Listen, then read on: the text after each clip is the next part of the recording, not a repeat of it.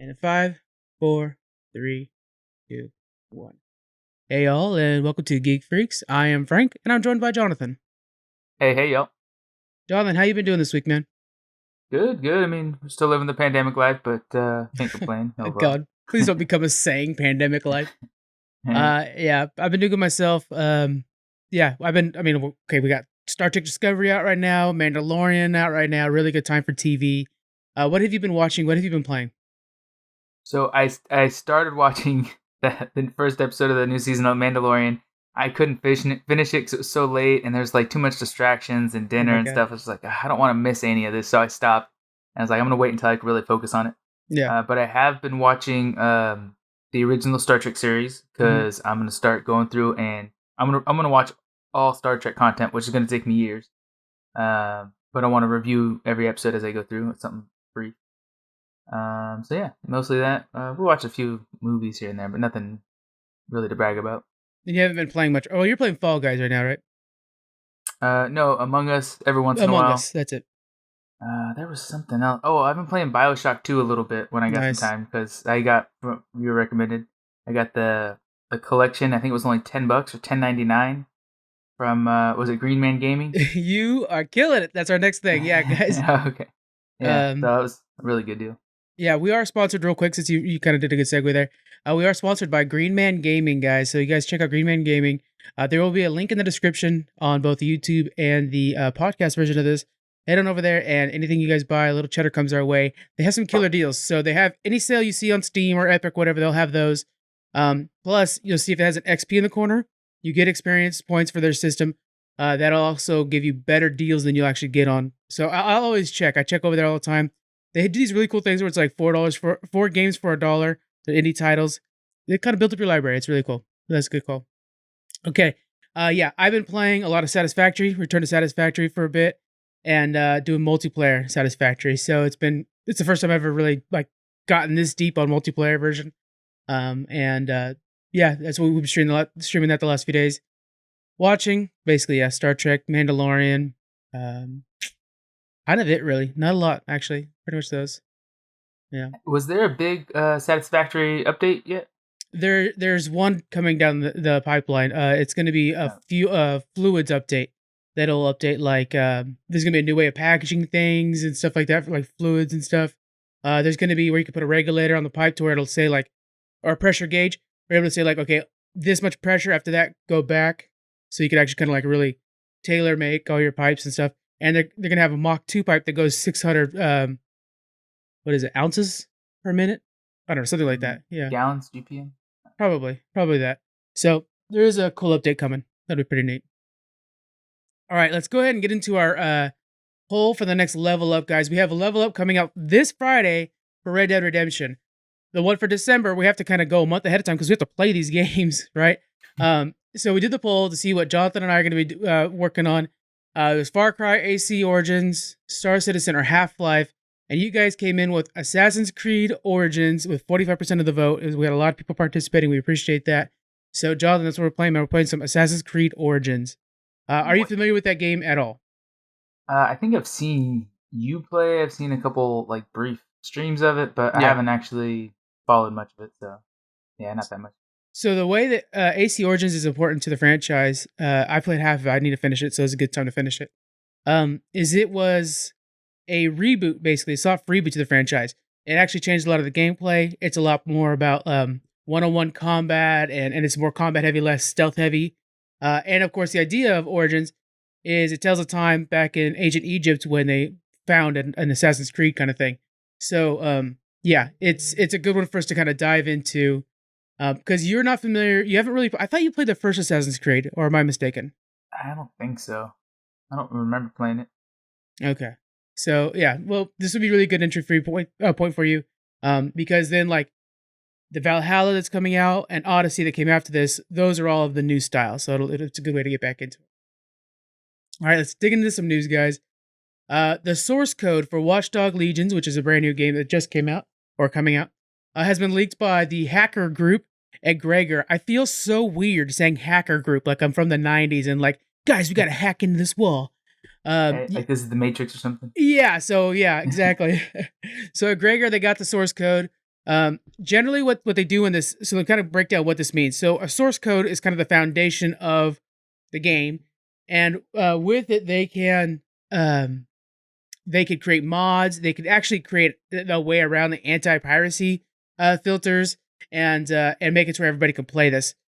We've seen this before. Have you had any experience with modded games that you add modifications to make better or change? I think just Minecraft. Yeah. I don't know of any other ones. Yeah, and Minecraft's very open to letting modded. Skyrim's often modded, stuff like that, and it can be used to help the player, but oftentimes it's just used to make the game unique. A really famous one for Skyrim is they change all the dragons to Thomas the Tank Engine characters, and so you see just like flying through the sky and attacking you. So that's a real popular one. But of course, the big threat here, of course, is the fact that they can get around your anti-piracy programs that they have in place, so that people can just download and play for free. So that's likely going to happen, which is a shame because the people worked really hard on this, and the money's got to come from the game sales. So if you have the ability, I have a friend who's like, "Sweet, I'm playing Watch Dogs Legion now." I was like, "Come on, dude, they worked hard on this game. Don't do that. Go out there, spend the money, guys. Help them out. They worked hard on it. It's not just Ubisoft; it's a bunch of developers." But yeah. So what was really weird, Ubisoft's aware of the situation. They're investigating Egregor's claims. This Egregor, this is not the first time they've hacked anybody for their content. They also hacked Crytek recently, and there we've learned that they have Crysis Next, Crysis VR, and a new Rise game coming. Rise was a game that came out on the Xbox One launch that involves Roman times. So they're kind of doing this a lot. Now, normally when a group hacks these things, the idea is you get ransom. They'll be like, "Hey, give us the money or we release this to everybody." These guys straight up just released it to everybody. Why do you think they were hacking them? Probably because the pandemic, everybody's at home and they're trying to do this as a Robin Hood thing, freeing these games to the public to give them a distraction. Though I agree with you that it is stealing, and it's a short-term satisfaction with a long-term downfall, because if you steal from a great developer that you really appreciate, they're going to lose, a fortune from this game not selling. So everything they invested is lost, and now they're crippled, and then their future games are either going to suck or, be a lot harder to produce because they don't have the funding. It's a business, and they need that turnover of revenue to be able to make the next game. So if you like a developer, don't play a stolen game. Just go help fund them by buying their actual game. So they can keep making more. Yeah, and I know that this game is published by Ubisoft, but guys, don't be deceived. There are developers and smaller people that are all involved in the process that this is where the paycheck comes from. But yeah, that's the idea of them being Robin Hood during downtime. That's an interesting idea. I didn't really think about it that way. But yeah, so it's out there. Hopefully people take the right steps to not get it. It's 560 gigabytes for the source code. So we'll see, right? We'll see what happens. Everybody kind of be chill about it. It's good. It's funny because the game is actually about you being a hacker, which is like, well, that makes sense. All right, next up, we had an interview this week with Todd Howard. He's the guy that's in charge over at Bethesda, so they do the Elder Scrolls games, Fallout, and whatnot. And he kind of revealed a few things with Elder Scrolls 6. Jonathan, now you're an Elder Scrolls fan, right? I know you played Oblivion, and you played some Skyrim recently, right? Yeah, I love Oblivion. I played Skyrim for a little while, but I didn't get far enough into it. It's just the kind of thing, like I was saying earlier with watching Mandalorian, I want to be able to dive into it and not be distracted and not miss, like when someone's having a conversation in the game, you have to hear everything they're saying. When somebody walks in the room, starts talking to you, it's like, no, you're breaking this. I need to pay attention. Stop talking. So yeah, it's kind of hard, but you need to be able to dedicate some quiet time to focusing on a good game like that. Yeah, I totally feel you. So everybody's excited for Elder Scrolls 6, the next one in the Skyrim franchise, So we have a quote here from talking about the new massive engine that they developed for this, because the one that was it was a pretty advanced at the time when Skyrim came out, but it has its flaws, always a lot of bugs. So they're developing an entirely new engine. This is a quote from Todd Howard himself. The overhaul of our engine is probably the largest we've ever had, maybe larger than Morrowind to Oblivion, which, I mean, that was a huge jump. Oblivion was like game changer. It was the first thing on the Xbox 360, so we really felt how big it was. He goes on, from rendering to animation to pathing to procedural generation. I don't want to say everything, but it's a significant overhaul. It's taken us longer than we would like, But the power, we're using this power for Starfield and Elder Scrolls 6. So Starfield's the other game that they're working on. Everybody's hyped for as well. When the people see the results, they'll hopefully be as happy as we are with what's on the screen and also how we can go about making our games. So that this is going to be the foundation for the next series of games coming out. So the next Fallout and stuff like that as well down the road. Um, they're really going to make this thing big and proud. Because when you were playing Skyrim, did it feel aged or dated to you? Did it feel like this is a game because it came out in 2011? So I mean, it came out a bit ago, but did it feel a little bit too old? Yeah, I mean, it felt just like Oblivion kind of reskinned. Like it Okay, was the yeah, same to me. It's all the same mechanics and same visual effects. They just probably spent a little more time on details and stuff. But yeah, it didn't seem like it was much of an upgrade from the older game. yeah. Yeah, I would say for me, like the big difference there is I felt like in Skyrim, like the upgrade from Oblivion, Skyrim looked like it was so much broader. Like when you stood on a mountain, you could see for so much farther. It felt like it was like such a bigger world. Um, Mm. but looking back at like when I revisit it now, it does feel like it's broad, but there's not a lot in between those 2 points. Like it feels like it's kind of empty world almost. And then when you get into the towns, you're like, these towns are actually a lot smaller than I remember them being. And that's something that Howard also talked about how they want to focus on making bigger, more lifelike cities in Elder Scrolls 6. So the cities right now they feel small and they have very sparse locations. That wasn't how it was at launch. It just feels like that now. So they're going to make them denser. They're going to make them bigger, and they're going to make the citizens more lifelike with the new engine. So instead of just standing around or just casually walking and talking about pre-recorded lines that are very limited, they're actually going to have them doing activities like, oh, this one's obviously buying and selling over here, and that guy's trying to pickpocket that guy, and all kinds of things. Like it actually feels like the city's moving about you. And then one other little thing that I kind of was thinking about when I was writing this up was this means that you could actually probably quest in the city as well, which I think we did that in Oblivion. Did we do questing in Oblivion in the city? Yeah, I mean, there was when you had to work with the guard. Yeah, there was a lot of like smaller quests. Usually they were travel from city to city, but yeah, there was minor quests inside the cities too. I would like that. That way you kind of feel what it's like to be in the city, and actually make it more alive because that's one of the big things is Skyrim's one of those things where you could stop and just, be in awe of your surroundings. So let's Mm. do that in the city. I think that'd be really cool. All right.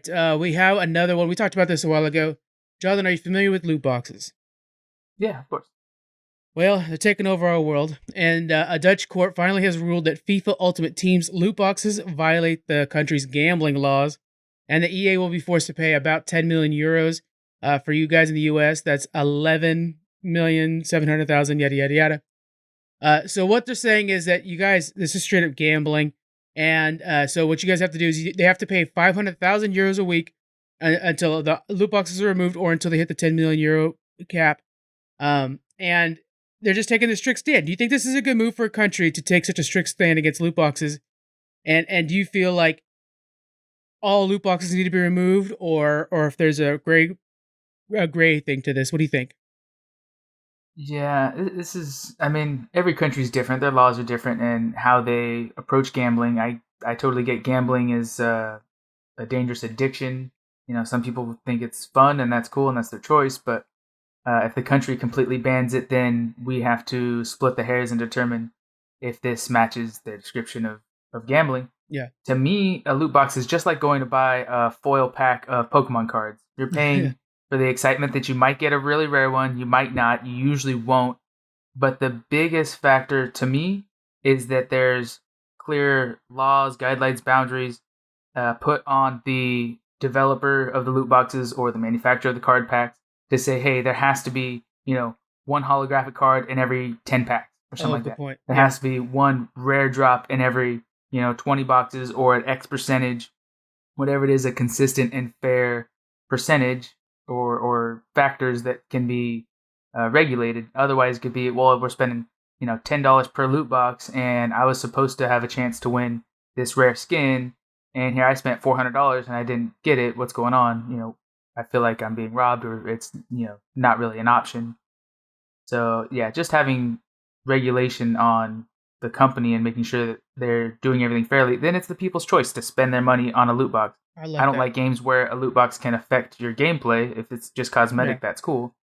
But yeah, I think as long as there's strict regulations, then I think it's fair and they shouldn't be fined for it. So we've seen that in other European nations where they talked about doing like a transparency over what your odds are. Is that kind of what you're wanting to see? Something that shows you like you have a 1 in 100 chance of getting this, I don't know, Charizard or whatever out of this Yeah, pack? exactly. Kind of thing? Yeah, that seems like a fair way to go about this because it's not like and we've talked about this in length of how games probably need to increase their price, and this is a good way to get around that.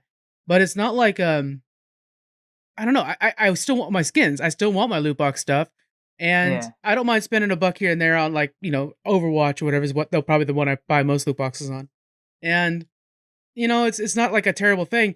But I do think it'd be great if I knew that like, hey, you want a legendary skin? It's a 1 in 100 chance. Then I kind of understand like, okay, because I think the deal is like, oh, just one more loot box, I might get what I wanted. But then if I'm seeing that 1 out of 100, I'm like, okay, it's very unlikely that I'm gonna get what I wanted. So I could see And that as well. in most games, you can buy a loot box or you can just pay outright to buy the skin, right? You don't have to gamble to get it, right? Some games, not I wouldn't say most games, but some games are. Yeah, like League of Legends is that way, where you could just outright buy what you wanted, and then or you can craft them and then create these little loot boxes, which is kind of a newer Yeah. feature for League of Legends is a loot box system. And it normally is just buy the skin itself. So Yeah. I think that would be a fair way because some people like the excitement and they do, consider it a gamble whether you're going to win it or not. So you can shell out the money to possibly get the skin you like or just get a pile of junk. Yeah. Versus, if you want to just, hey, I'm only in it for this astronaut skin. I got to get that one. I'll pay $10 to get that instead of, $100 worth of possible loot boxes kind of thing, or one $3 loot box. I don't want to gamble. I just want to get that one skin. That's a good idea right there. Yeah, because there's plenty of times where it's like, I'm not a big loot box guy. Like, I don't need everything in this game, but the Teemo astronaut skin's a really good one from League of Legends. I want to buy that. I will spend extra for it. That's a really good idea. That's a good way to get around it. We'll probably see this from more countries trying to work on getting the loot box system out of their country. The Netherlands have obviously taken a hard stance on this, and they're going to be working on other games as well. But FIFA is sort of the powerhouse of loot boxes in European nation because of how big that soccer, football is over there. So there we go. We're probably going to see a lot more of that, guys. Get ready for it for Overwatch and whatnot, and everything's going to get hit. All right, we have a new patch and future plans for Among Us. Again, John, you're playing this, so you're going to be kind of talking about how well these should be added. First off, we have new customizations for the characters, new cosmetics for the characters. What's your favorite cosmetic to put on when you're in that little load screen thing? I dress like a Men in Black kind of guy. So the little black suit with the, I don't know, what do you call it, a regular flat top hat or whatever. Yeah. Or, it looks pretty cool. I always put the Not captain's hat suspicious at on. all. That like white captain's hat. I always put Yeah. that one on. Nice. But it'd be cool to see some more stuff out of there. This is actually probably a system that they could probably add the loot box to, really. Mhm.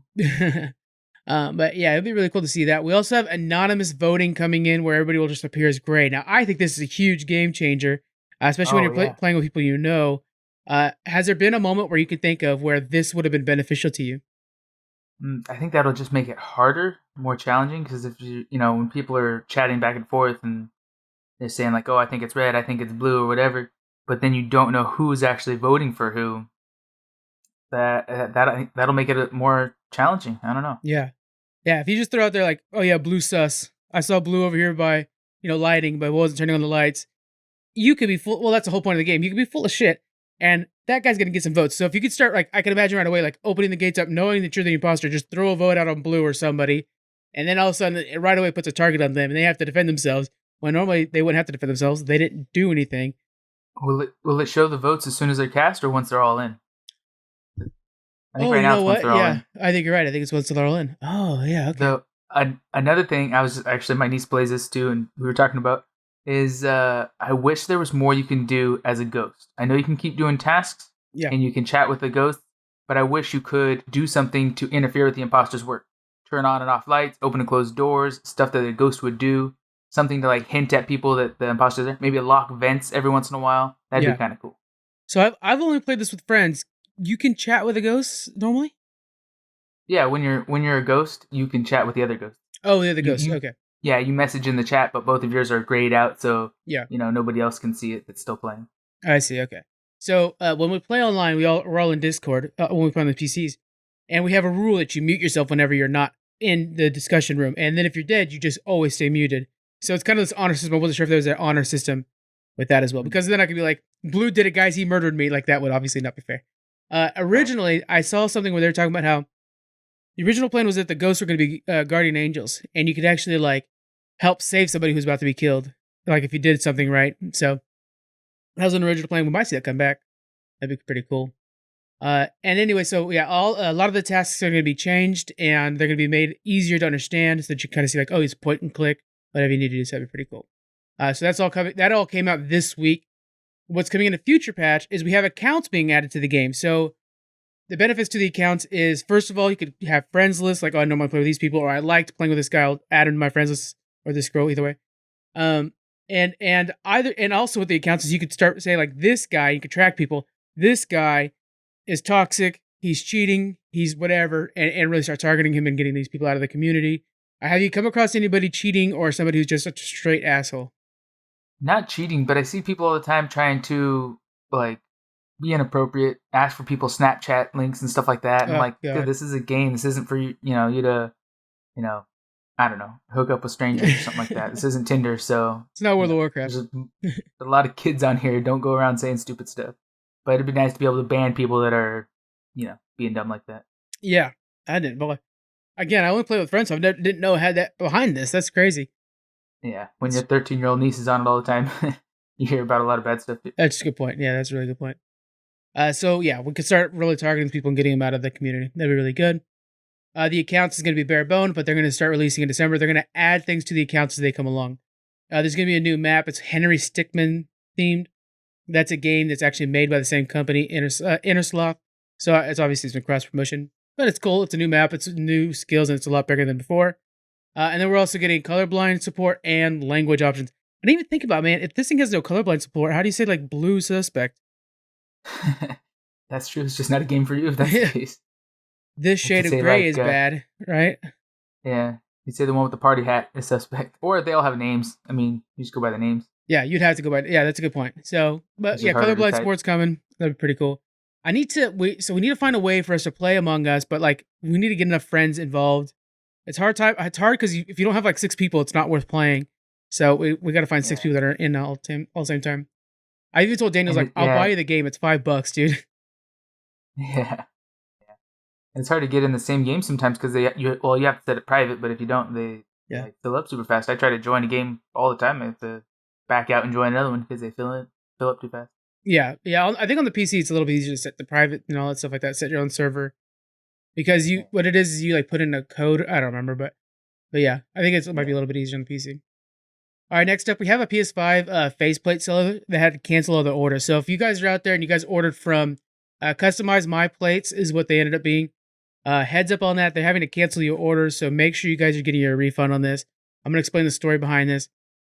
The PlayStation, we're going to be talking about this later on. The PlayStation and the Xbox are both coming out this week that you guys are listening to this, which is freaking crazy. There's a lot of people who are not necessarily big fans of the PlayStation's big white sides, and you could actually change those plates. They're interchangeable plates on everything, so you can change them to whatever. PlayStation, I don't think, has released any official plates yet, but there was this company who knows of the situation and started making their own, and they call themselves Plate Station, a real cool name. And that's it. They were like $30 whenever you buy new plates. So right away, Sony started coming after them, said like, look, guys, you can't do this. They sued them for the name. So they're like, okay, we changed the name. So they changed the name to Customize My Plates. That just rolls right off the tongue. And then they got hit hard by PlayStation again. They said, no, you guys can't do anything that looks like PlayStation. Get out of here. And so they had to close down that part of the company, and they're refunding everybody's pre-orders. There's a ton of pre-orders out there, so keep an eye out for that, guys. Do you think it's cool? I mean, okay, so here's my thing, Jonathan. I remember growing up, we'd get like the Mad Catz controllers, the GameStop brand controllers. It's weird that they're going as a third party. What do you think about this?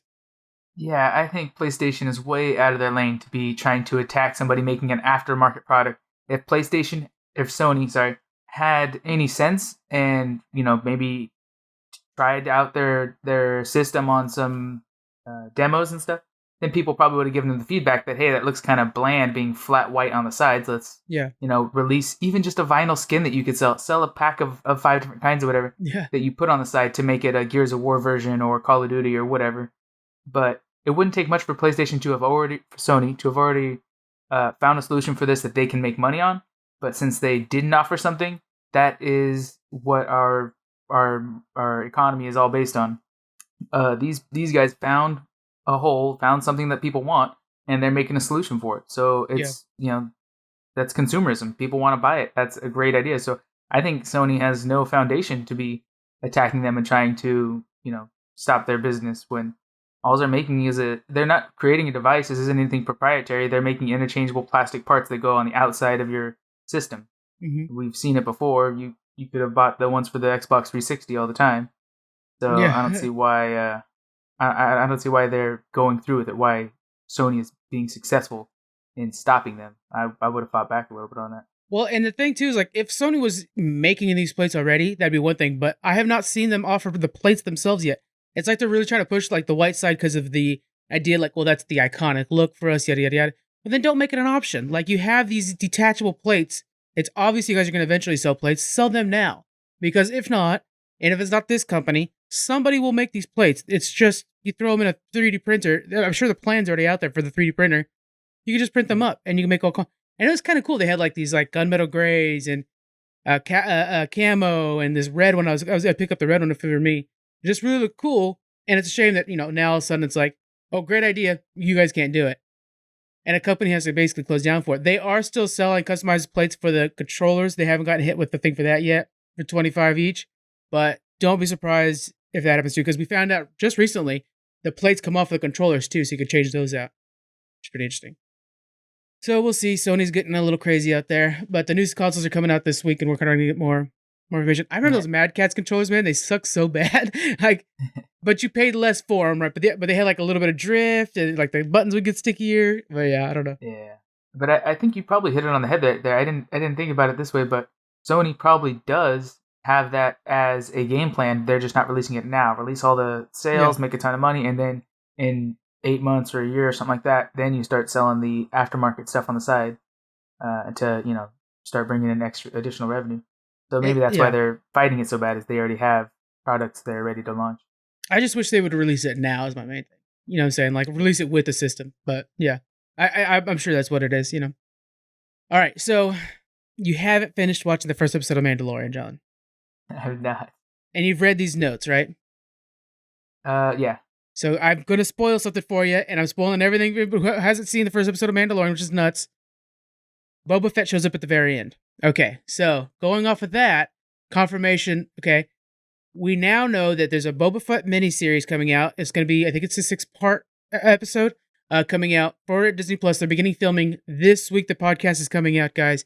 So we're going to try to, there's going to be, of course, people are going to be like, checking out the filming set, getting some pics, we'll get some ideas.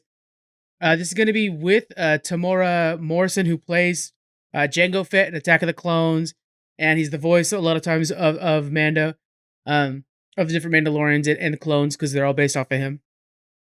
And so this is going to be telling the story. We're not 100% sure what the story will be, but I believe it'll be the story of him escaping the Sarlacc pit, and then kind of like to the point we see him in Mandalorian. Because at the end of Mandalorian, we just see him on a ridge watching Mando go away with his armor. And so I think we're going to get that gap there. Is there any other thing you want to see out of a Boba Fett miniseries? So it's only going to be about 6 episodes. Is there anything you want to see out of this? No, I mean, like, you pretty much you described it all right there, to see what happened to him and where he's at now, and maybe a redeeming arc would be. That's what I was wondering ideal. Right there. Yeah.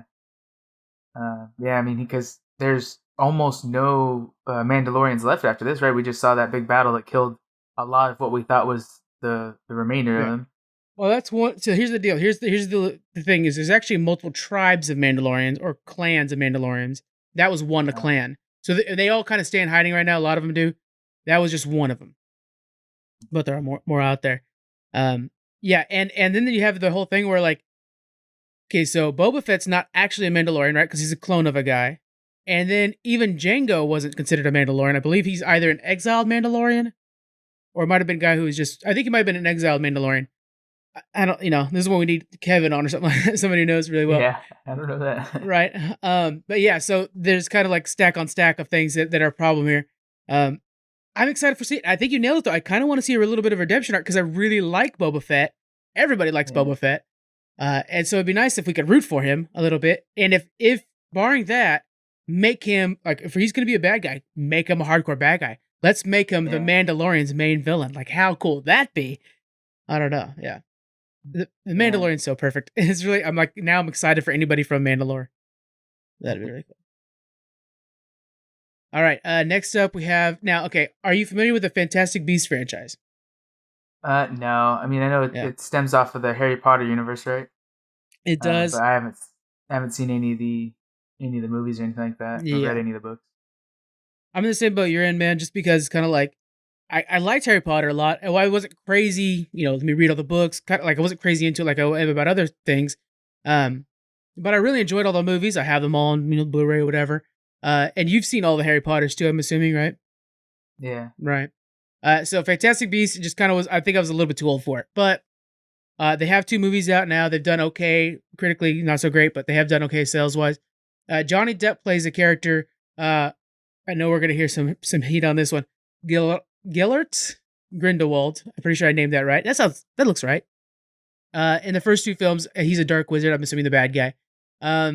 So he actually just got fired from the role, guys. He's leaving the series, and they're currently filming the next one, expected 2022. He's been removed from it. The reason is because there's accusations from his ex-wife of domestic abuse. Her name's Amber Heard. It's being reported in the UK Sun. Now, so the Sun's kind of a tabloid thing. And Jonathan, I know I like to kind of check out the tabloids when I'm in the checkout line, see what spicy, juicy stuff's going on, but it's all fake, right? I assume, right? Yeah, until there's, freedom of press, freedom of speech and stuff like that, until there's any concrete evidence behind it, I can say anything about anyone. And unfortunately, the internet and the press, people just assume it's true because they love a juicy story. And the headlines, but we need to be sensible and realize that, and this might be true. He might have, been abusive, but this might just be made up for the hype and excitement and stuff like that. So we have to take it with a grain of salt until there's some kind of evidence behind it, because it ruins somebody's career and their persona. Everybody will judge them forever after this. Exactly. Usually, whether it's true or not, just the accusations will ruin someone's, their career or persona. Yeah, 100% accurate. Yeah, and it happens to me too. I hate to be so judgmental, but I mean, even if a person's innocent, I'm like, oh yeah, but they got accused. So you never know if there's some grays on that.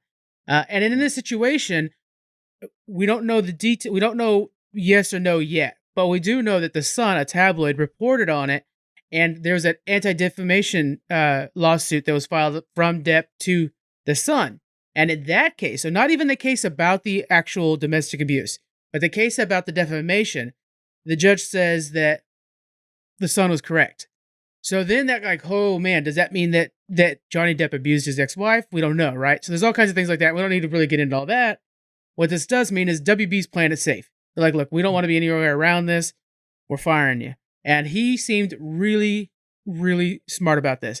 He said, look, I'm innocent. First of all, I'm going to prove that. Don't worry about that. But I respect WB. They're a family-friendly place. He went to Instagram to release a nice typed-up letter. So I'm hoping that he's proven innocent, because I do like Johnny Depp in a lot of movies, and he's Jack Sparrow and whatnot. But of course, if he's wrong for this, then he's wrong, and then he needs to be stopped working. Do you think this is WB? This is a good move on WB's part, or should they wait it until we have an actual answer? I think it's a good move on their part. It's unfortunate. It'd be nice if this could have been kept quiet until resolved and we have a concrete answer, because this is playing with fire, of course. But for them to say, hey, we have to distance ourselves because this will cripple, the production of this movie and stuff. Yeah, that's understandable. They are in the right to do that. But I really appreciate Johnny Depp's stance on this, because most people, especially guilty people, would never act like that. They are volatile and are all of a sudden defensive and want to fight about, hey, no, that's not right. I deserve this, this, and this. Instead, he's like, you're good people. You're doing a good job. I understand this. I'm going to straighten this out. Don't worry. I'm not going to sit here and drag you through the mud and trash your company. Everything's going to be okay. And hopefully, by presenting himself that way, once this is resolved and he's hopefully cleared of all charges, then WB would be like, you know what? Yeah, you were good. This wasn't your fault. We'll release a press statement and then bring you back into the project. Yeah, they're still in early filming, so they actually could still do that. They said that they're going to recast Grindelwald, but they are still in early filming, so there might be a way to do that. We'll follow up on this because again, like I want to reiterate, we're rooting for Johnny Depp because we like his portrayal and stuff like that. But if he's guilty, and we're done with him. So I just want to, we're not like, but yeah. Yeah, we're not pro abuse or anything like that. That's unforgivable. I think that's fair to be on that stance. I think we're okay with that one. Yeah, it's probably a good move. But yeah, so we'll keep an eye on that and we'll see what's going on with that because the other thing too is there's a new Pirates of the Caribbean movie being developed right now and it's going to be a reboot. So it's actually, he's not really planned to be in it, but I was hoping he would make a cameo. So we'll have to see again. That'll also affect that too. Because Captain Jack Sparrow, man, when those first movies came out, they were so freaking good. I really like him myself, so I want him to be around. His acting was great. Yeah. So who's gonna play the new Captain Jack? Well, okay, so with the reboot, it's actually not going to be about any of the people we know. Okay, I can't remember her name. Do you remember a redheaded? She wears a big red dress and has red head and she's like red hair. I think she's only in Disney World, but in Disneyland she might be there. And she's Rose or something like that. I think her name's Rose. Or no, it's Red. She's in one of the taverns, or is she a pirate? She's on the ride. She's a pirate, but she's like this like, my name's Red. I'm the first female pirate, and she's like real sassy and awesome. She's wielding a gun. You don't remember that? It might be only in Disney World, but anyway, so they took the character from the ride and they're making the movie about her. And yeah, and so it'll be pretty interesting. Female leads are like real hot right now too. Yeah, I mean honestly, and they're giving the directors a chance to. I'm not sure the director is on this. Hopefully, that'd be a good chance to actually use a female director. I think Wonder Woman showed that you can have a blockbuster, guys. It's okay. You can take your chances, quote unquote, and do great. So that'd be cool to see. All right, next we have Mulgrew. What's that? Is that Kate Mulgrew? Kate Mulgrew. Oh, there we go. Oh yeah, she can direct anything. She's amazing. No, she's busy. She's going to be doing the what is it called? Anyways, the new Star Trek series, animated series she's in. Yeah. All right. We have two more. Prodigy, thank you. We have two more delays. Sorry, keep interrupting. No, it's good when I'm happy to have you interrupt. Disney's delaying 2 more films. This should be the last time we're talking about this because it's the last 2 films they planned for 2020. So first up is Free Guy. The other one is Death on the Nile. They're not sure if they're going to do the Mulan thing and bring this out on Disney Plus. Free Guy, for sure I want them to do that with because I just want to watch it already. Have you heard of Free Guy or Death in the Nile? I know we talked about Free Guy a bit. Yeah, I've seen the trailer for Free Guy a couple times. That looks really fun and funny. Mm-hmm. But the other one, no, I haven't even heard of it. The other one's a sequel to Murder on the Orient Express. Did you watch that one? Nope. Okay. Yeah, they're old books and stuff like that they've made into movies. I still gotta watch them. I just haven't. But anyways, yeah. Free Guy, I'm really excited for. Just put that on to Disney Plus, like we said 100 times already. We'd be on board, of course. But yeah, just a couple more delays, guys. We'll go over that one pretty quick because we don't really need to talk about delays too much anymore. That's like the buzzword for 2020. Right. For Mulan, if I were them, I would just go ahead and throw it on there. They already said before it was going to be December 3rd or 5th or something like that. They would release it. So it's not super hot. It didn't have great sales. You might as well give it to your customers for free at this point, especially since you already said you would. If you're holding out to try to pinch some more pennies out of it, you're not going to get them. So. Yeah, so you're saying actually just straight up release Mulan without the paywall. Yeah, because that was their original plan. Was you can pay, was it back in July or something like that? Pay $30, watch it. I think it's endlessly on your account. Mm-hmm. But after December, like first week of December, it'll be added to Disney Plus for free for everybody who has Disney Plus to watch it. So okay. If they decide to not do that and try to keep charging for it, I think that'd be kind of counterproductive on their part because it's really not it wasn't a huge success. If it was, then sure, maybe you can pinch out some more DVD sales and stuff before you release it. But the fact that you need good content out there too, something for people to watch, you might as well put it out. And you never know, maybe getting it out there for free, more people watch it, maybe want to buy the DVDs or merchandise or plush or something like that. But I wouldn't hold back on that. And everybody's back on Disney Plus right now for The Mandalorian anyway, so it's a good time to release stuff on there that are free. Like yeah, good time to put Mulan free, get Free Guy out there just because this is a time to kind of get people hooked back on Disney Plus for a little while longer. It's really good. There is a lot of other good content on Disney Plus. People just don't advertise it. They don't ever advertise anything for Disney Plus except for Mandalorian, it feels like. Yeah. All right. Next up, we have Hillary Burton. She's going to be in Walking Dead. She's going to be Negan's wife. Now, those of you who are not familiar, Hillary Burton, she's in about a bunch of Hallmark movies. She's been on One Tree Hill and White Collar. Um, she's actually Jeffrey Dean Morgan, who plays Negan, real wife. She's actually, really married. They've already begun filming the first 6 episodes down in Georgia. So what's going on with Walking Dead, guys? Gotta give you a quick rundown. They have 6 episodes that were actually supposed to be the end of the current or last season. They're going to release those in the beginning of 2021. I think they have a lot of the principal shots already done. But yeah, so it's going to be that. It'll probably add a little bit more character development to the last season. Then the final season, going to be a big one. It's 24 episodes and it goes from the end of 2021 to the beginning of 2022. Yeah, so that'll be the final season, and then we'll have a wrap up of everything. As for Negan, this is going to be his redemption arc. He's already been kind of on this redemption thing. He actually helped finish The Whisperers. Spoiler alert for everything. And stuff like that. Jonathan, I know you haven't been watching Walking Dead. Most people haven't. I'm telling everybody it's really good to watch. Are you willing to come back and give the show a shot? I am, but the problem is I don't want to just jump into a new season. I want to go back and watch it from where I'd seen it last, but that's like 3 seasons ago, so it's going to take a lot to get back into it. So it depends. I'd probably wait and see how the reviews go on this next season. Yeah. And then if it's really hot and everyone's liking it, then okay, I'll do the work and go back. When they first introduced Negan, that just kind of killed it for me. So I don't know. I've mentioned it before. There is a time jump episode where they jump ahead a little bit, like 3 years. That's the episode to get back into it, because you don't necessarily need to know anything before that. They'll kind of, the characters, you'll just kind of know who the characters are over time. That'd be the one to do. Yeah, it's kind of a soft reboot. It is, yeah. And so that's what I would suggest right there. It follows Rick's quote unquote death. And so it's pretty good. And then the show it lost Michonne recently, and it lost not Carol, Maggie, but then she came back. So a lot of the original guys are kind of gone, but the new cast, there are quite a bit of good new cast members. So it's a really good time to jump into there. With Negan having this backstory, I've been reading Negan Lives, which is his new standalone comic book. And in there, the premise generally is his wife, Lucille. He named the bat after Lucille, right? He's going to go find where he thinks her body's at, because he assumes that she's a walker now. And so he's like, okay, instead of like, this is going to be how I'm going to end things, I'm going to go find my wife's body and bury her here, because he had buried the bat at first. And so now he's going to go bury her instead. So I would be very happy to see a version of that brought to the show, where he's looking for his dead wife's body. I don't know. I think that's kind of a good way to go. What do you think?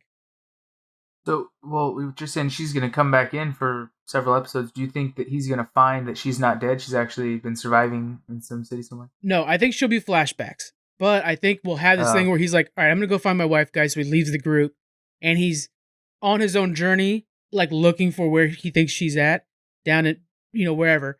But the entire time he's having flashbacks to moments that he had with his wife. It would give us a really good backstory to him. But that way he's not just like, well, I'm just hanging out and I'm thinking about my wife. Like, on this journey, he's like actually looking for where she was at last. Not alive, dead, but wanting to bury her properly. Yeah. I don't know much about Negan, but that does sound like a good arc to kind of give you closure for his character if you're going to try to close him out and be done with him. So, yeah, that'd probably be good. Yeah. I still remember hating Negan from when he was first introduced, so to me he's still a villain, but I know in the story he turned and became a good guy, I guess. Yeah, it's really hard for many people who stopped watching Walking Dead. Negan, while still a jerk, isn't necessarily a bad guy. So it's worth checking out. They did actually a pretty good job. I think a lot of it rests on Jeffrey D. Morgan. He surpasses the writing sometimes, and makes the show better. So I'm excited to see what they could do with this. I do want them to redeem him. I would like for them to do a spinoff, but that's currently not in the books. They're going to be doing a Carol and Daryl spinoff, but we'll see. We'll see what happens with that. If his acting is good enough, you think they could do a totally different series in the same kind of premise? Not a spin, nothing Walking Dead, but like use him as the lead actor in a new show just with him. Would it be like a Walking Dead zombie thing, or? No, I'm thinking like just a whole different, maybe another post-apocalyptic kind of world. Yeah, but do something that's not connected to the Walking Dead franchise. That'd be cool. I would like to see him in a Western. How cool would he be as like a sheriff or something like that of a town? Just that. I'm thinking Yeah, I like was thinking Justified. the Book of Actually, Eli kind of thing. oh, dude, yes. Oh man, that'd be really good. Yeah, Yeah, that'd be cool. I don't know. I would like to see him as a cocky hero, not less of a bad guy. He wouldn't be bad as like a Mad Max too. Oh, he'd be very That'd be good in kind of Mad cool. Max. Ooh, that'd be really good. Yeah. Uh, Hmm. hopefully we see him as Batman because he plays Ben Affleck's dad. And in Flashpoint, which is the next Flash movie, in the Flashpoint comic book, he goes back in time he goes back in time to save his mom. Flash does. And he comes back to the future and it's all different. And Thomas Wayne is Batman and Martha is Joker. So I have always wanted to see him play a more hardcore Batman that has two pistols that he wields all the time. Like that's the really cool version of Batman that Thomas is. So I don't know. Maybe that's a far fetched idea. Hopefully they bring that to the live screen. I really hope that That'd be happens. cool. All right, Dungeons and Dragons series is in the works, guys. According to CBR, a really good resource, guys, comicbook.com. The news broke during an earnings call with CEO Brian Goldner. He says they're also working on a couple different approaches because there is so much mythology and canon to Dungeons and Dragons for the live action television. And there's been a very strong interest. We've talked about how many global streamers and terrestrial broadcasters have been very interested in Dungeons and Dragons. So what they're saying there is they have been approached by Netflix, by CBS, and stuff like that. Like, hey guys, there's just so much content here. We all want the next Game of Thrones. Can we use Dungeons and Dragons? And so they're it's in the works. They're going to start doing that. They don't know necessarily who's going to be the distributor, but they're in the works of making this. Are you familiar with Dungeons and Dragons, Jonathan? Not really, just from Stranger Things. Stranger For the Things, most yeah. part. Yeah. Well, you're not alone. That community, there's a really good show or group that plays online called Critical Role. They've all become real popular and made it kind of mainstream. And then they did a reboot of the actual books. They made it kind of simplified and easier to use in 2014. It's the 5th edition.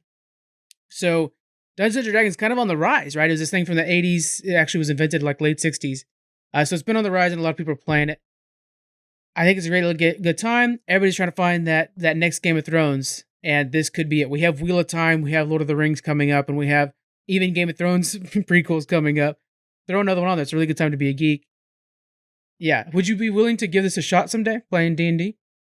Oh yeah, definitely. I mean, as far as I understand, it's just like a live action role playing game, but it's live action. Like you're playing on the board and reading from the book, and Yeah. a lot of people like to cosplay, and your dice rolls determine your attack or your Chance. maneuvers or whatever you do, how your character reacts in the situation. So Yeah. it seems like it'd be fun. You just got to get a group of like minded people, hopefully a couple that really knows how to play it well that can lead us through it. And Yeah. I'm down. Okay, so Geek Freaks, we are stepping into this. We mentioned this last week, and we're going to let you guys know. This Friday coming up. So when you guys listen to this podcast, Friday coming up. First off, Level Up comes out. Red Dead Redemption. Listen to that. Second, that night we're going to be streaming our very first D&D thing. It's going to be myself, Frank, and then a couple of the crossover people that have been on the podcast. We have a friend of ours, Richard, that's going to be coming on. He's our expert. The rest of us are all brand new. So a bunch of brand new guys and one babysitter helping us out. And we're going to try it out for the first time. If it comes out okay, we might release an audio version of that. We'll definitely release it on our YouTube channel, and it'll be on our Twitch, of course. So check that out, guys. We're going to try it out. If this goes well, we will expand into the D&D world a little bit more. Try to get you, Daniel. We got to figure out like what it's like to stream D&D. So we're just tiptoeing into it. We have some D&D friends. We're going to kind of borrow them for a bit and figure out how to do this. It's getting big. All right. And then I think that's it. Yeah. So we have one more news piece, but we'll say that for next week. We have Daniel here because he's the guy who knows most about Dr. Disrespect. So what we're going to talk about now, first, Jonathan, I want to get into this comic book review. Let's do that. We have a friend, the podcast Geek Exploration, guys, check them out, Geek Exploration. They wrote their own comic book, and it's outstanding. Jonathan, you're the one that was in charge of reading this. First off, can you just give it a quick little rundown of the story that you had? Okay, so it's two guys. It's in space on a space station. This is in our distant future. So one thing you have to understand is that human relics are sought after, very rare and valuable. because I could understand if Earth was destroyed or what, but so ancient Earth stuff is high dollar. And so they're at a funeral. Some guy died, and he had a leather jacket, and they're like, "Oh man, that could get me like a lifetime worth of credits if I can snatch that leather jacket." So it's just two guys trying to figure out how do you rob a leather jacket off a corpse. It's about to be jettisoned out into space. They're like, Yeah. "Oh, I'm gonna just intercept it," and then they're like, "Oh wait, but it's gonna be jettisoned out into the nearby sun." So like, "Oh crap, never mind. I gotta find a way to get the jacket off him now." Yeah. So it's Dirk and George. So Dirk's the suave, I don't know, sneaky guy. Well, you George kind of is his big brute. you kind of explained Dirk as Archer. Is that about right? Yes, that's what it feels like. Is he's kind of a less skilled version of Archer, Okay. more clumsy, but yeah, it's pretty good. So he has George make a distraction. He tries to get the jacket off. Instead, he gets trapped inside there and plunged out. So Oh God. now they're trying to get him out of the coffin before it hits the sun. It's a really good scene. I mean, it's a short, I think 8 pages or 12 pages, Yeah. something like that we were able to get. But I do like the artwork. The writing is pretty funny. Is really funny. And I was telling you before, it feels like to me with the art and the comedy a mix of Saga, which I really like, and I really like their art and stuff and storytelling in that. It's all space based, and Archer with the characters and how they play together. So I thought it was a really good comic. I'd like to read the rest of it. So, it's just kind of a space hijinks is what you're thinking. Yeah. Yeah. Pretty much. Okay, so I'm going to be reading this as well, but we kind of wanted to do this interview format. It leans well for this. What did you think of the art style? What would you compare the art style to? So like Dirk himself looks a lot like Archer, same Mhm. kind of typical style, I guess. And like I was mentioning before, the art style can make or break a comic. If I love the story, but I can't get into it, I can't, immerse myself in it because the art is too, childish, too cartoon, or too vividly detailed and doesn't let you mold the images yourself, then it ruins it for me. So I like this is to me the art style does look a lot like Saga, which I really like. And it's very well done. Though this is in black and white, and they do say in their preface that they're trying to raise funds so that they can Mhm. have this fully released in full HD color and stuff like that. So I'm sure it'll be even more captivating with fully colored. But just the art style alone, I think, was really good. Okay. All right, so this looks really fun to me. I can't wait to get into this. The comic book is called Space Oddities, and I'm gonna read a little excerpt from their Kickstarter campaign. Okay, guys, they have a Kickstarter going up. Space Oddities #1 is a double-sized, 40-page comic book by John Williams and Ben Robinson. This issue is already written, drawn, inked, and ready for color. Funds raised from this campaign will be used to print, run, and to play the pay. Gosh dang, reading is so tricky, guys. The phenomenal colorist Danny Olvera. We have been working with Danny on the pages you see here, and his his colors really bring the book to life. We couldn't be happier with his work. So, if you guys want to help them out, we'll have the description in the thing below. In the description, we'll have the link in the description below, so that you guys can help fund them over on Kickstarter, guys. They don't need much more to go, and then they're going to release the full thing. I just realized they're out here by us. They're actually from Sacramento. Well, maybe we can hook up with these guys. I just realized that. I just noticed that. So yeah, help them out, guys. I love these little indie projects that you find some of the best content in, because Batman was indie at one point, Saga was indie at one point. So you really find more heart and soul in these kind of projects, and you guys can help out Space Oddities, and we'll give you more. We'll give you a fuller review when we get the big book in, when we get the 40-page first issue in. This was just a little teaser, and so yeah, check out the link in the description below if you guys want to help support them. That's Space Oddities #1. All right, John, we're going into our next segment here. We're going to be talking about some of our biggest anticipations for the next generation of consoles, what games we're going to be excited for, because we have the systems coming out this week, guys. Both the Xbox Series X, Series S, and the PlayStation 5. Jonathan, let's start with you. Should we do this top 5 style? Well, I don't have 5 on either list, so Okay, good. I don't think so. That's fine. So let's let you name one, and then I'll go. Name one of yours that you're most Okay. anticipated for. So for the Series X, honestly, I mean, I want to play Cyberpunk, but I know that's going to be on both of them. Mhm. And I'm not huge into consoles as it is. But for the Series X, the big seller is Halo Infinite. I went through a lot of them, and that was really the only thing that I'm super pumped about for the Series X. Yeah, unfortunately, that's not coming out on launch. It'll be out probably on, I'm going to assume April is my guess on that one. Yeah. But yeah, I think it's the reason people are going to be buying the Xbox when it does release. Yeah. And it kind of leaves me disappointed in Microsoft that they're not, pumping out other games in the process. Like, you're launching a new system, and they're just leaning heavy on Halo fans, and I think that's going to leave them behind in this race too. Yeah. My next hype one is for Xbox. It's called Bright Memory. It's a real cool hybrid of, like, say, a Dark Souls, where you have the sword and you're having to, like, really worry about your steps and dodging and parrying, but you also have a gun and you can use that too, and you can freeze time.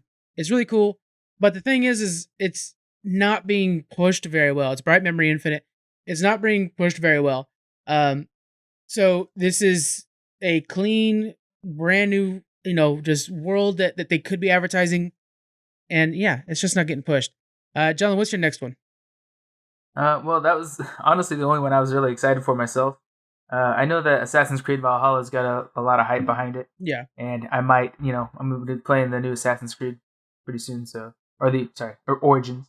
Mm-hmm. So we'll see. I might be getting that too, but we'll see. So what about for PlayStation? Is there anything that you're excited on the PlayStation side? Oh yeah, actually, the one there's two that I'm really excited about for PS5. Demon Souls remake looks really good. Oh, so Have you good. seen the trailers for that? Yeah, dude. Oh man, that's a must buy. Yeah, that looks really clean, really well done. And the Spider-Man Miles Morales, that looks. That's my the game gameplay right there. for that looks so good. But see, I can't buy both systems. I might not even get one system right away. Yeah. But it's hard. I mean, I at some point they just got to be able to cross over these games so you can play both of them, play all of them on either system. Yeah. But yeah, I'm so far, because Halo's going to be so delayed. If I get anything in the not too distant future, it would have to be the PS5. Yeah. I am getting the PS5 this week if inventory somehow is there. So I'm hoping, somebody gets enough in stock because I couldn't get the pre-order in time. And the game I'm getting, like, for the launch of any console, is going to be Marvel Spider-Man Miles Morales. I cannot wait for this, dude. Some of the trailers just look so good. The story looks so good. And what's really cool is if you buy the kind of the collector's edition, it comes with a remastered version of the original Spider-Man game. And I didn't get a PS4 because it was like, well, I have the Xbox. You guys have the PS4. We can review all the games we need to review. So Event Horizon and stuff like that, I get to play all those now. And I'm really excited to play both versions of Spider-Man. Have you looked at any of the skins coming out for the new Spider-Man game? Oh, no, I haven't. Really cool skins coming out. And one that they just revealed, it would be last week when this episode comes out, is the Spider-Man, what is it called? What is something Spider-Verse? You know the movie Spider-Verse movie that just came out? I can't think of what it's. Into the Spider-Verse? Into the Spider-Verse? Yeah. They actually released the skin from that movie for this game. And what's amazing is, like, all the little animation that'll be around him, like when he's punching and stuff like that, they added into the skin as well. So it actually looks like you're straight up from the movie thrown into the game. It's so cool. It looks really good. And Miles Morales is so hot right now. Everybody's talking about Miles Morales. I did just look up some of the skins too. There's a really cool. I mean, there's a Venom Spider-Man skin, looks pretty awesome. Or the one where he's like yellow, the spider and his eyes and everything's real yellow. Yeah, that looks pretty awesome. I remember the old PS1 Spider-Man game. That was one of the big things, is collecting all the skins and then getting the entire collection and stuff like that. So I'm excited to get back into that. That's gonna be really fun. And then Ratchet and Clank Rift Apart. Ratchet and Clank games are always really fun, right? They're just a blast to play. Rift Apart adds a new little feature. We're able to kind of jump around in time and stuff like that, and jump from platform to platform through portals and stuff. So all that looks really fun. That looks really good. Is there anything else that you were? I mean, Demon Souls was a great shout out. Anything else you're looking forward to? Not really. I mean, I haven't really watched all the videos anyways, like trailers and stuff. Yeah. If I get anything, these games aren't cheap and it takes me a while to play through them. So if I get one of these consoles, I'm just going to start with one at a time anyways. Yeah, for me, I try to focus on the games that are going to be available at launch. So, I mean, if we're to go deeper, yeah, there's so many really good games that we know is coming up. The new Final Fantasy, I think it's going to be the first Final Fantasy I'm actually going to play, like get into. On launch, I might get the Sackboy: A Big Adventure. It's another one that's kind of these platformer-esque games. Sackboy's gotten to be real famous within PlayStation. I'm finding it funny that I'm excited for PlayStation for not shooters and not like PlayStation-esque games. Like these are kind of like games I'd almost expect on a Switch, right? Except for the Spider-Man one. But I'm excited for this and Ratchet and Clank. And even there's Astro's Playroom, which is the free game you get with it. I've been watching videos of Astro's Playroom and stuff like that. They all look fun, and they're not like gritty shooters or Grand Theft Auto kind of games. They just seem like they're fun games. It's interesting that that's the case over there. Yeah, you feel like you're gonna be playing like the old Sparrow or Diddy Kong Racing or something like that. Just kind of going back to a simple game that's not so aggressive or so competitive, but just a fun game to play. A fun game, and then I'm excited to get back to PlayStation. I'm glad the fans, because again, I'm buying the PlayStation because the fans voted for it. So I appreciate it, guys, because right now I think I'm much more hyped for the PlayStation than I would have been for the Xbox. And that's because of you guys. So is anybody else in the podcast getting the Xbox? No, everybody's getting the PlayStation. And yeah, it was crazy. I hate to be the only one getting an Xbox just so that we could play both sets of games, but I don't know. We'll see how it shakes out. I might have to get. Don't get an Xbox because of that, because every Xbox game is also releasing on the PC.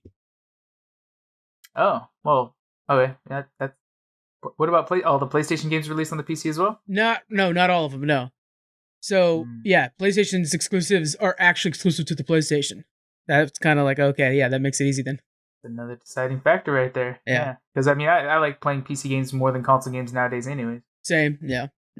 And that's just how it is. And I don't think there's a way to stream, because I know Xbox can like stream from your Xbox to your PC. I don't think that exists for PlayStation, but if so, that'd be a really good idea, because I mean, we're on Discord, so it's nice to be able to play the games you like on Discord while you're chatting with your friends, Yeah. All right, guys, both systems are coming out this week. We know Squeaks has a pre-order. He's getting his, so he'll be probably the guy doing the PlayStation review, while me, Daniel, and Jonathan are looking at him like, you bastard, you got one of the systems. But yeah, so Xbox is coming out on the 10th, PlayStation on the 12th. Good luck, guys, getting those, but be careful out there. I know everybody's gonna be crazy, mad in lines and stuff like that. It's already kind of a crazy time right now. So please be careful, be nice, be cool with your retail workers, guys. I mean, they're out there doing their job the best they can. They don't need you yelling at them just because they ran out of PlayStations. You'll find a way to get one, trust me. It's not like Sony doesn't want to make sure you have one. But yeah, I think that's it for us this week, John. Anything you want to wrap things up with? I think that's it. That's a lot. All right, guys. You all have a wonderful week and be cool with each other. We'll see you guys later. Bye. Bye.